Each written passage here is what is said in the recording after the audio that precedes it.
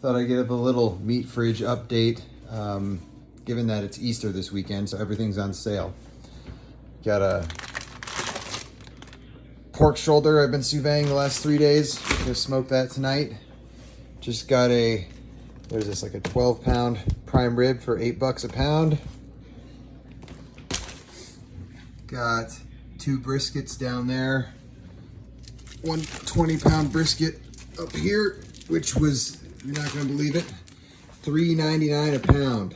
So, yeah. Always buy as many briskets as you can when they're $3.99 a pound.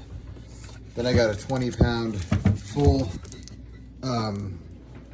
prime rib roast, and that was $9 a pound on sale. Normally that's like 13 to 15.